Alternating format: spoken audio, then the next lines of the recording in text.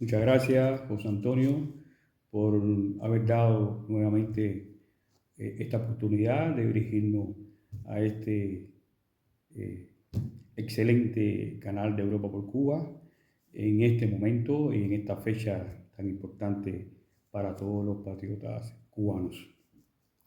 Hoy vamos a abordar un tema que, bueno, 19 de abril, el Día de la Victoria de Girón. Pero vamos a abordarlo desde el punto de vista histórico, pero también desde el punto de vista jurídico. Y este análisis jurídico, esta perspectiva jurídica, realmente creo que aporta mucho a las razones de Cuba y aporta mucho a la verdad histórica, por cuanto los hechos que vamos de alguna manera a comentar están probados jurídicamente. No solo es un hecho que está recogido en la historia, no solo fue un hecho político de gran connotación para Cuba y para toda América Latina y para el mundo, no solo es un hecho de una gran significación patriótica, sino que este es un hecho, esta epopeya, esta victoria aplastante, también está recogida, está asumida, está corroborada, está aprobada en un tribunal de justicia cubano.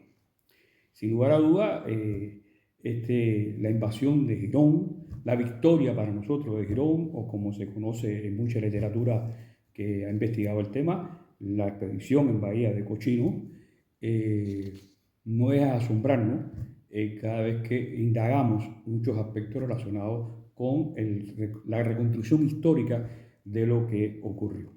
Pero decía que la perspectiva jurídica se incrementa, ya tenía una perspectiva jurídica, a ver, desde el punto de vista penal, se habían constituido tribunales penales y habían sido sancionados a los mercenarios que habían sido apresados en Cuba en aquel momento. Pero ahora estamos analizando algo que quizás tuvo una determinada repercusión mediática en su momento, pero han pasado ya 27 años y quizás haya que recordar nuevamente aquella demanda que hizo el pueblo de Cuba contra el gobierno de Estados Unidos por daños humanos. Estamos hablando del 31 de mayo de 1999. Esta demanda no solo recogía lo relacionado con Girón, recogía todo el quehacer de toda la actividad subversiva que realizó durante más de 60 años los sucesivos gobiernos de Estados Unidos hacia Cuba. Pero hoy en particular, en ocasión del 19 de abril, vamos a hablar de un aspecto, de un apartado de esa demanda que en su día se constituyó en una sentencia condenatoria de carácter civil. Ante todo, esta demanda fue presentada ante la Sala de lo Civil y lo Administrativo del Tribunal Provincial de Ciudad de La Habana. Como expresé, en mayo de 1999 le hicieron 4 magníficos y excelentes abogados en nombre de 8 organizaciones de Cuba. Estamos hablando de que se hizo en nombre de la Central de Trabajadores de Cuba. Estas organizaciones incluyen o agrupan o representan la mayoría del pueblo cubano de una manera o de otra. Central de Trabajadores de Cuba, la Asociación Nacional de Agricultores Pequeños, la Federación de Mujeres Cubanas, la Federación Estudiantil Universitaria, la Federación de Estudiantes de la Enseñanza Media, la Organización de Pioneros José Martí, los Comités de Defensa de la Revolución y la Asociación de Combatientes de la Revolución Cubana. O sea, en nombre de estas organizaciones se presentó esta demanda al tribunal por daños humanos contra el gobierno de los Estados Unidos. Y aquí empiezan un nuevo elemento referencial, o sea, de alguna manera el hecho histórico está probado, pero probar jurídicamente que esto fue un hecho cuya responsabilidad por las muertes y los daños y las lesiones fueron por acciones directas del gobierno de Estados Unidos. Y entonces ahí tendríamos que remontarnos hacia la fecha, incluso un año anterior a la ocurrencia de la invasión mercenaria por Playa Girón.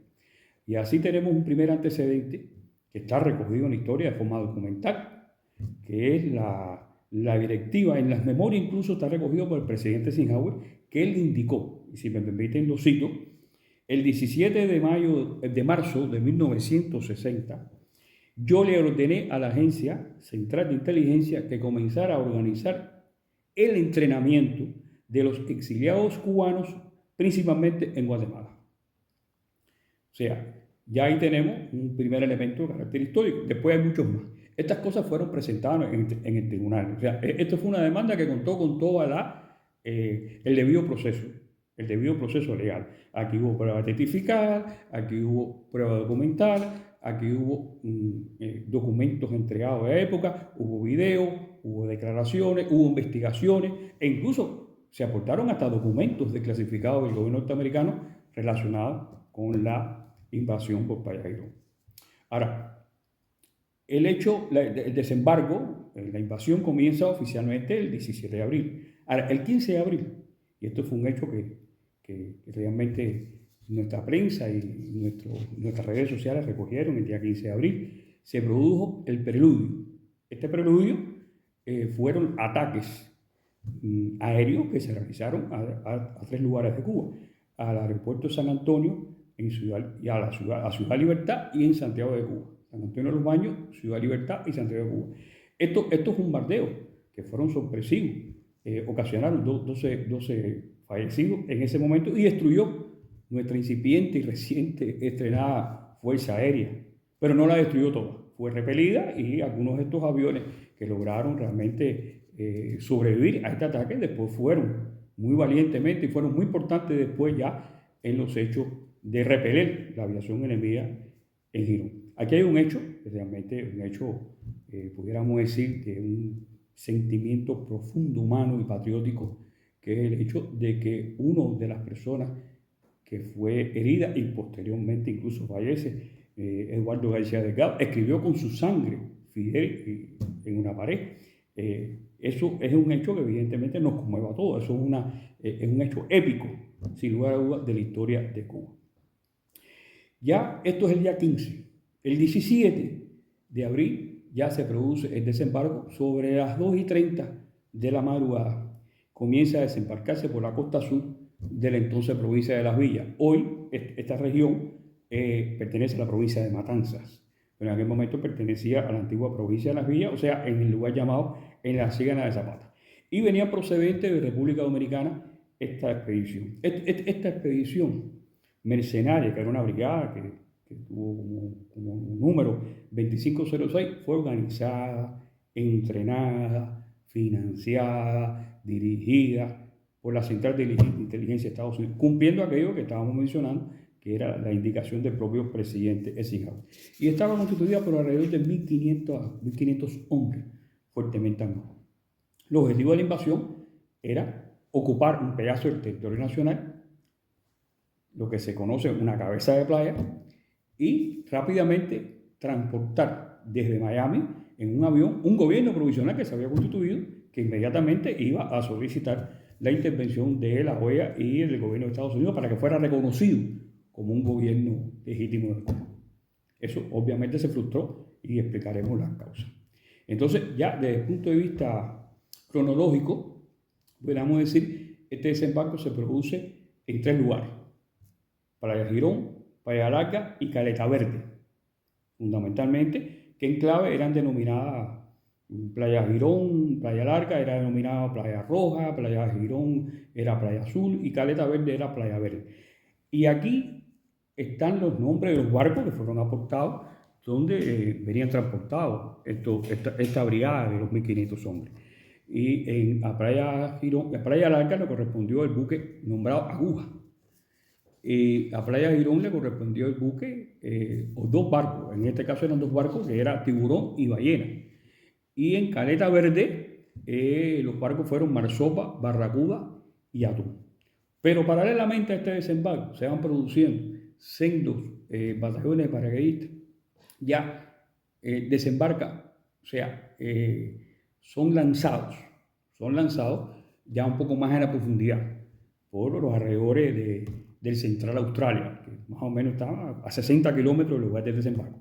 Pero el objetivo era, por supuesto, garantizar que los mercenarios pudieran tomar sólidamente este pedazo de tierra cubano y rápidamente transportar ese gobierno provisional que se encontraba en Estados Unidos. Aquí hay un elemento importante, un elemento histórico, y que da una idea de qué gobierno provisional estaríamos hablando si hubieran tenido éxito estos mercenarios.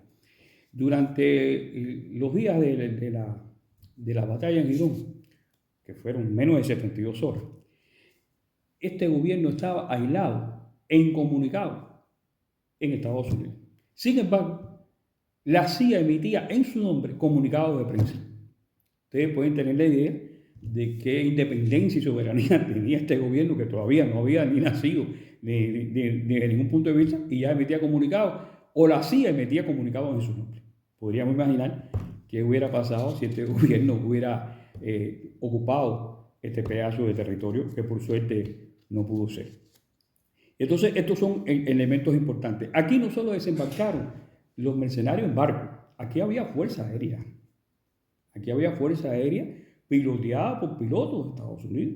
Están los nombres, fueron demostrados ante el tribunal y se acreditaron los nombres de estas personas. Había aviones B-26, con insignias cubanas que fueron escoltados por cazabombarderos norteamericanos. Esto ocasionaron muerte, lesiones y con todos esos daños a los vecinos del lugar, porque formaba parte de la preparación para que se produjera, ¿no?, la cobertura para el desembarco. Ahora, esto no era por sí solo la brigada mercenaria. A pocas millas de la costa había un portaaviones norteamericano, el portaaviones Excel, que tenía 40 aviones. Había un portahelicópteros, habían 5 destructores a pocas millas. Mientras se está produciendo el desembarco, esta era la cobertura que iba ya a entrar en combate cuando ya el gobierno provisional pidiera el apoyo de la OEA y de Estados Unidos. Y por supuesto había un grupo de lanchas de desembarco. La brigada, este es el apoyo, pudiéramos decir, que tenía y que estaba preparado para ya intervenir en Cuba una vez que viniera ese gobierno provisional, que tenía que esperar que, por supuesto, los mercenarios pudieran consolidar esta cabeza de playa. Y entonces aquí los mercenarios contaban por supuesto, con un gran armamento y tenían todos esos barcos que mencionaba, pero tenían a su servicio 16 aviones de combate B-26, que son bombarderos.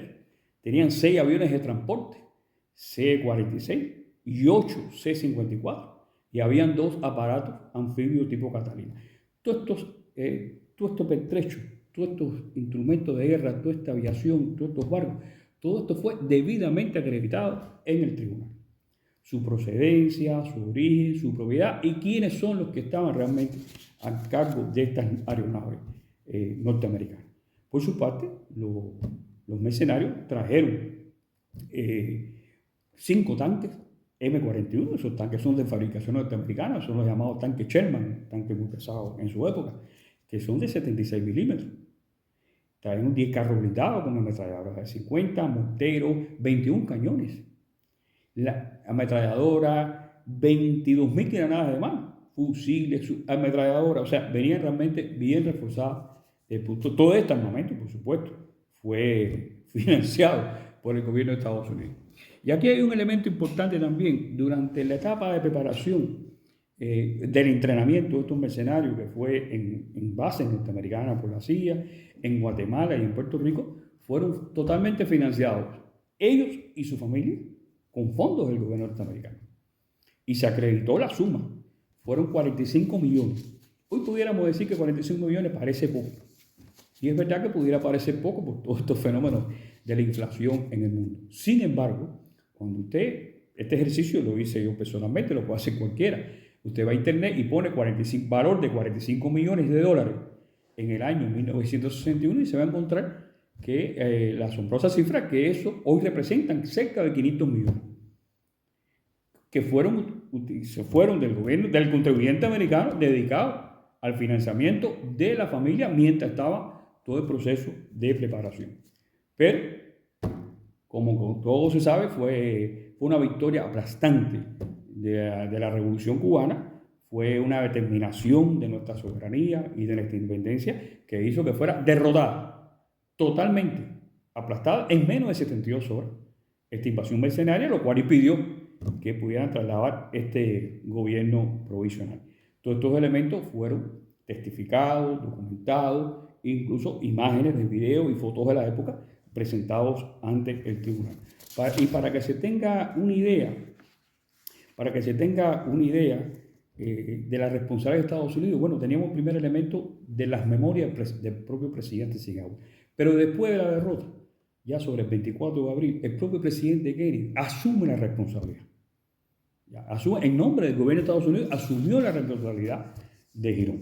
Esto es un elemento histórico recogido, o sea, todos lo tienen acceso, está grabado, está escrito, en fin, fue aportado también. O sea, tenemos otro elemento muy contundente de la responsabilidad del gobierno norteamericano por las muertes y los daños que se ocasionaron en Cuba en ocasión de la invasión mercenaria por Playa Girón. Pero hay un tercer elemento muy importante también. El coronel del ejército, el coronel de la CIA, el coronel Kilpatrick, a los 6 meses de Girón, escribió una investigación, escribió el informe de esta fracasada invasión, lo escribió, y este informe estuvo secreto durante 37 años, hasta 1998, que se desclasifica este informe. Y se desclasifica por el Archivo Nacional de Seguridad. O sea, que esto lo podemos buscar hoy en Internet. Y ahí está reconocido todo el tracto, toda la investigación de los preparativos, el financiamiento y la responsabilidad de la CIA por la invasión de Estados Unidos. O sea, es un elemento importante, es un elemento histórico y es un elemento no aportado por Cuba, sino aportado por el propio gobierno de los Estados Unidos. Pero, indiscutiblemente, no obstante nuestra aplastante victoria, el pueblo cubano sufrió víctimas, se documentaron que Girón ocasionó, o sea, la invasión mercenaria ocasionó la muerte de 176 personas, más 300 heridos o lesionados. Y estos heridos lesionados, hay 50 que quedaron incapacitados. Hubo personas que eran niños, jóvenes de esa época que pudieron, acuérdense que esta demanda se presenta en el año 1999, pudieron ir al tribunal y dar testimonio de este hecho y de su lesión permanente. Hubo casos de personas que no pudieron después caminar adecuadamente, o sea, tuvieron una vida con una limitación desde niños por causa de esta invasión mercenaria, responsabilidad del gobierno de Estados Unidos. Todo eso está acreditado y los nombres de las personas y las personas que acudieron al tribunal. Eso también tiene un basamento fílmico, todo eso está firmado, todo eso está demostrado de esto. Y los pilotos, como bien explica ahorita, eran norteamericanos. Incluso se dijeron los nombres, yo no lo voy a repetir, no creo que sea necesario repetir estos nombres.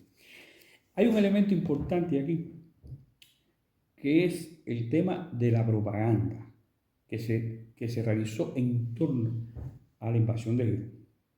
Recuerden, en esa época no teníamos internet, no teníamos redes sociales, etc. Sin embargo, en este informe del propio coronel Kilpatrick se reconoce que los días de Girón fueron arrojados sobre Cuba 12 millones de libras de propaganda subversiva. ¿Utilizo libras? Bueno, el que quiera llevarlo a kilos, lo que tiene que hacer es la conversión. 12 millones de libras, que es la unidad de medida que utilizan los Estados Unidos. 12 millones de libras de volantes. Imaginen la cantidad de propaganda que volaba sobre Cuba en esa época como parte de toda la preparación psicológica para la invasión de Girón. O sea, sin lugar a dudas, fue una aplastante derrota a pesar de todos los recursos que se emplearon hacia eso. Lamentablemente, después de Girón, continuaron las agresiones y la propia demanda. En otro momento se podrá hablar sobre eso, y por otros compañeros también. Se recoge lo que viene, la crisis de octubre, la operación Mangosta, el Escambray, todo eso está recogido en esta demanda del pueblo de Cuba, porque todo esto ocasionó, todos esos son actos terroristas que ocasionaron muertes y heridos de ciudadanos cubanos. Entonces, finalmente hay un elemento significativo sobre la participación de la CIA, por ende, la participación directa del gobierno de Estados Unidos. En el año 1960, la estación de la CIA que atendía, o sea, el Buró Cuba en Miami, que atendía la actividad subversiva contra Cuba de la CIA, empleaba a 40 personas. Y un año después, o sea, en el año 61, ya en el momento de la invasión mercenaria, habían 588 personas, funcionarios, agentes, como quiera llamar, que participaban en todas las acciones subversivas contra Cuba. Eso da una idea de la proeza que tuvo que enfrentar el pueblo cubano, que no solo fue el acto de invasión, sino todas las acciones que se realizaron. Nos parece que esto es un punto de vista jurídico, histórico, y que realmente se debe dar a conocer a las actuales y futuras generaciones de cubanos, y con el valor, realmente el valor jurídico de la prueba. Esta demanda vino después en una sentencia del tribunal, y esta sentencia fue notificada al pueblo norteamericano, al gobierno norteamericano. O sea, ahí está. En resumen, una de las epopeyas más importantes de la historia de Cuba, una de las victorias más aplastantes. Bueno, fue la primera derrota, la primera gran derrota del imperialismo norteamericano en América Latina. Recuerden que ya se había derrocado al gobierno de Jacobo Arbenz en el año 54 por la reforma agraria.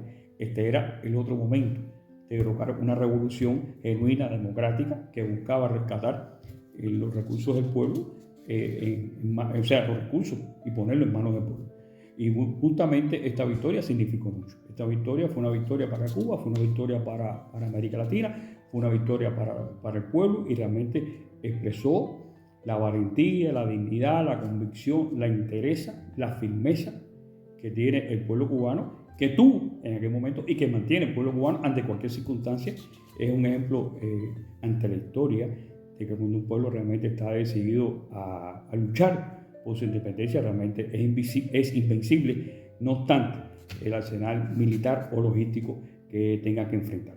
Y entonces, bueno, queríamos recordar este elemento. Hay una otra demanda que en otro momento se podría también referenciar o comentar por aquí, que es una demanda por daños económicos, que es la demanda que se conoce, la demanda por los daños en bloqueo. O sea, son dos demandas históricas muy importantes del pueblo de Cuba, porque fue hecho por organizaciones sociales contra el gobierno de Estados Unidos, y que están presentes ahí en cualquier análisis que se quiera hacer desde cualquier punto de vista.